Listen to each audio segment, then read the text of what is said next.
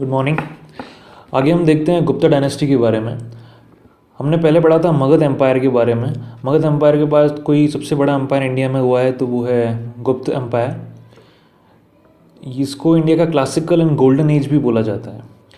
इसमें first important king थे चंद्रगुप्त, राजा Chandragupta first. इन्हें किंग ऑफ किंग्स भी बोला जाता है।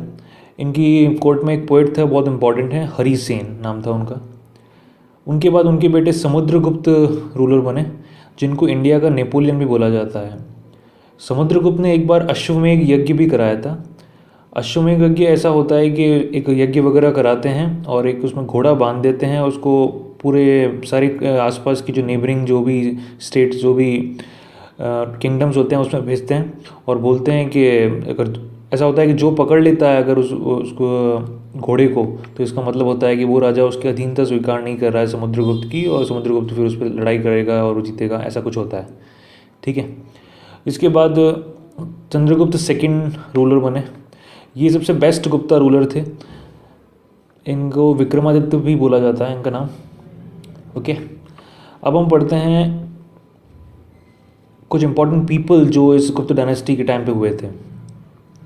क्यों इसे गोल्डन एज बोला जाता है, क्या ऐसा कल्चरली इतना रिच हेरिटेज इंडिया में क्या था ऐसा। तो सबसे पहले कालिदास जी थे, जिसको इनको इंडिया का शेक्सपियर भी बोला जाता है। उन्होंने अपनी दो महत्वपूर्ण रचनाएं शकुंतला और मेघदूत। उसके बाद है आर्यभट्ट, जो कि इंडिया के बहुत बड़े मैथमेटिशियन और एस्ट्रोनॉमर रह चुके हैं पास्ट में, एंशिएंट टाइम्स में। वराह मिहिर, जिसमें अपना कोई सेटेलाइट भी है इस नाम से, कोई एस्ट्रोलॉजी में बहुत फेमस थे उस समय ये। उसके बाद थे शंकराचार्य, जो कि हमारे हिंदुज़म के प्रीचर माने जाते हैं, जिन्होंने चारों मठ की स्थापना की, चारों जगह पूरे इंडिया में प्रीच करा हिंदुज़म को वगैरह वगैरह। उसके बाद थे धन्वंतरी, जो इम्पोर्टेंट फिजिशियन थे इनके कोर्ट के अंदर। देन फायान के बारे में मैं आपको बताना चाहता हूँ। ये एक चाइनीज़ ट्रेवलर था, बुद्धिस्ट था ये, और इसने विक्रमादित्य चंद्रगुप्त सेकंड के टाइम पे इंडिया में ये आया था घूमने के लिए, और सब जगह हिस्टोरिकल जो भी बुद्ध की जो प्लेसेस है स्पेशली वो देखने के लिए आया था। Okay. Now we will move to Vardhaman dynasty. इसके बाद गुप्ता डायनेस्टी के बाद एक इम्पॉर्टेंट डायनेस्टी हुई थी, वो थी वर्धमान डायनेस्टी, जिसका इम्पॉर्टेंट किंग है राजा हर्षवर्धन। राजा हर्षवर्धन के टाइम पे भी एक चाइनीज़ ट्रेवलर आया था जिसका नाम था यूनसांग। वो भी सेम फायन की तरह बुद्धिस्ट प्लेसेस को घूमने के लिए आया था, रिलीजियस ट्रैवलर था।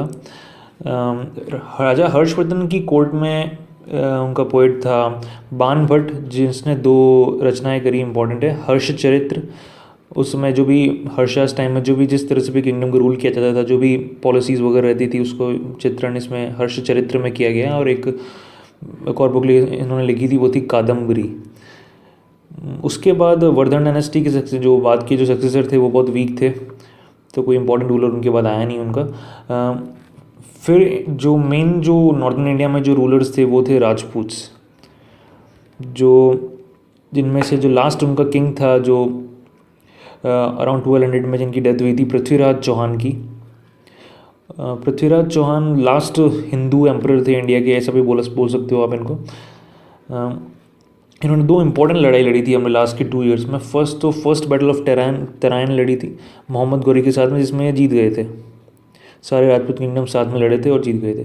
सेकंड में क्या हुआ था, सेकंड लड़ाई होने से पहले क्या इन्होंने क्या किया कि सेकंड में पहले बताना चाहता हूँ कि सेकंड में ये हार गए थे मोहम्मद गौरी से, तो फिर इनको मार दिया था। एक्चुअली सेकंड लड़ाई में हारे इस वजह से थे क्योंकि सेकंड लड़ाई में सारे जो राजपूत थे वो एक साथ होकर नहीं लड़े थे।